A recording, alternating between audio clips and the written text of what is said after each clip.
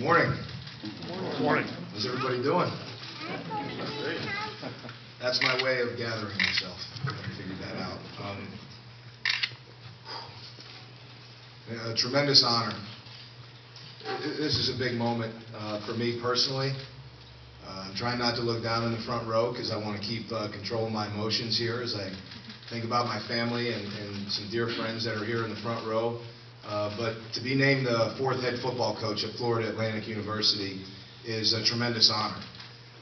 Couldn't be prouder to be your next head football coach, and I think this is an exciting time. Obviously an exciting time for me personally.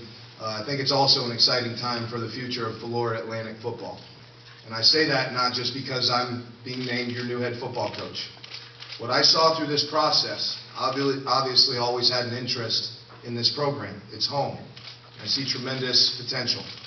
But to meet some of the people that are tied into this program and their passion for how we move forward is a huge part of why I'm so excited about where we can go from here. You guys, many of you know this, I grew up 20 miles from here. To give you some scope, I grew an easy bike ride from the swap shop down in Broward County.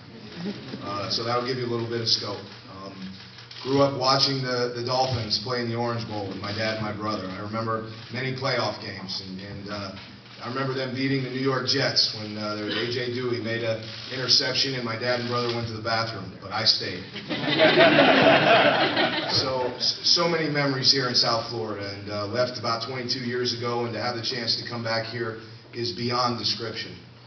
So I graduate high school and take a pretty remarkable journey for me personally. Went away to a small school, Drake University in Iowa, and it was the perfect fit for me. Didn't recognize it at the time, but it's exactly where I belonged. At that point I figured out I know where I want to be, I know what I want to do, I want to be a teacher. That's my passion. That's what you're looking at right here, is someone who loves to teach, who loves to have an impact on young men and young people alike.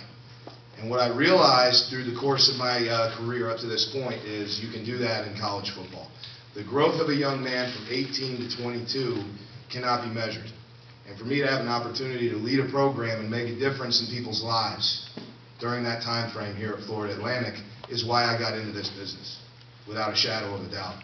So I go away to Drake University, and I've been very fortunate. I've had the chance to work at, I coached high school up there. I worked at Iowa State.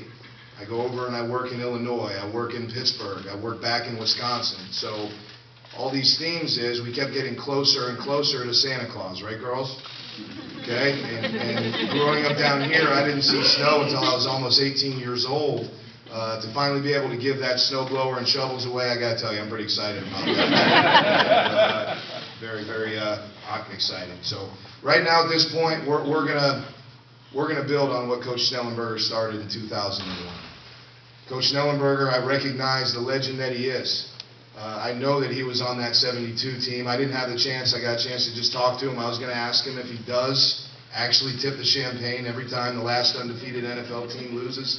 I'm betting that he does.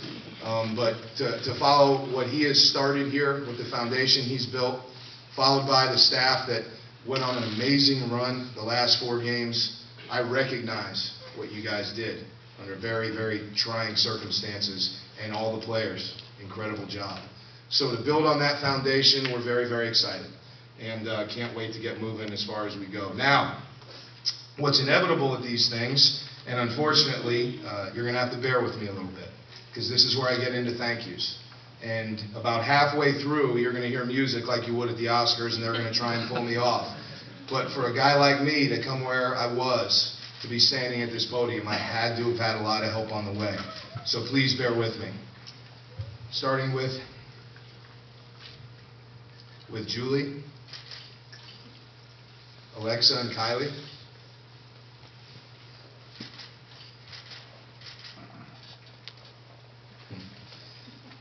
What you have done for me, you can't put into words. Julie's been there with me when I drove the bus. I actually had a CDL and drove the bus for Drake University, it's true.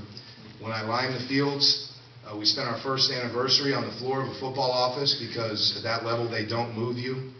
They don't have temporary housing, and she's been there with me from the beginning. So I love all three of you more than you will ever know. Thank you for being here. And I'm excited. Are you excited? Girls, what sound does an owl make? What sound? No, I thought you were. But they're extremely excited to be around Grandpa. Grandpa's now 20 miles away from where I live, finally. And in 1991, when I went away to college and created some distance, now we're back. And your granddaughters are right here. And that's a big moment. And to look at my dad in the front row and know what he's done to give me and my brother a chance to have the life that we have, it's beyond description. And a proud union carpenter who always thought about the people around him first. We know that, and we love you, and I'm glad you're here. To my brother, John, his wife, Darcy, and his daughter, Brooke, made the trip down from Atlanta to come back home here to South Florida. So glad you're here. Well, you know, to get to this point, couldn't have done it without your support and your friendship, and our friendship continues to grow the older we get, which is pretty awesome. So couldn't thank you enough. The best man at my wedding, John Bachschever, went to high school together. John, you helped raise me to become what I am as well. To the high school coaches in this area who have given me your trust, have given me the opportunity to earn your trust. From George Smith, former head coach, current AD at St. Thomas. Roger Harriet, current head coach at University School. I see Ryan Schneider in the background, who's currently an assistant at U School. I see Kevin Beard. Thank you for coming, Kevin. I did not know you'd be here. Plantation grad, one of the assistants at University School. I know there was a couple. Aubrey Hill was hoping to make it up here from Carroll City. If there's any others I missed, I can't thank you enough. You've given me the opportunity to earn your trust, and then any kids I've recruited and had the opportunity to then coach at the next level, you know how your players will be treated. And I can't thank you enough for giving me that opportunity. From within the profession, first guy I worked for, Gary Swenson, a perennial state championship high school program in Des Moines, Iowa. That was my first job. Then I had a chance to go back and work for Rob Ash, the current head coach at Montana State, was my head coach at Drake, and learned to him what the experience is supposed to be about. Then I went to Iowa State for work for Dan McCarney, and Dan McCarney became the perfectionist at saying, Charlie, it's not that hard. When I was 26, I thought it was hard. So, Charlie, it's not that hard. So, can't thank Dan McCarney enough for being so hard on me. Paul Rhodes, he was a big reason I got the opportunity to work at Pitt. Walt Harris taught me how to understand the priority of recruiting. Flat out told me that's why he hired me when I was in my 20s. Then I got the chance to work for Dave Wanstead. Tremendous man, knows how to treat people, knows how to treat people in his organization. He helped me transition, honestly, from a recruiter to a recruiter and coach, and I'm forever grateful for that. Then I had the opportunity to work with a legend like Barry Alvarez. The things I learned from him is he built the University of Wisconsin program from a program that was struggling, no one in the stands, to now one of the powers in college football. Brett Bielema, Jeff Long, current AD at University of Arkansas, thank them more than I can say. Learned a ton from Brett Bielema during his 6 years that me and him were together. And Patrick Strong and Russ Campbell, the guidance you've given me through this process, I can't thank you guys enough. Finally, and that's where the music has already kicked in, so bear with me. To Pat Chun, Athletic Director, can't thank you enough for having the faith in me to lead this program into the future. We'll work together and we'll build this thing from this point forward. We will continue to build it on the foundation that's already created. To Mr. Crudell, thank you so much. It's been great to meet you. I can't wait to continue to work with you in the future. I know your path at this university. I've read everything you've done from director of purchasing and all the different things you've worked. Me and my brother, we talked about this, an auditor for the state of Florida. Can't figure out if you worked together 18 years ago or not, but excited to work with you. And then Chairman Barber, right here. Been great to meet you. Recognize that you and your family have changed the face of Boca Raton, which is pretty incredible. From a retirement community to where you and your family have created family communities, and that leads right into now where I envision this program going. So thank you. It's exciting to work with you. So now that I've gotten through the thank yous, who am I?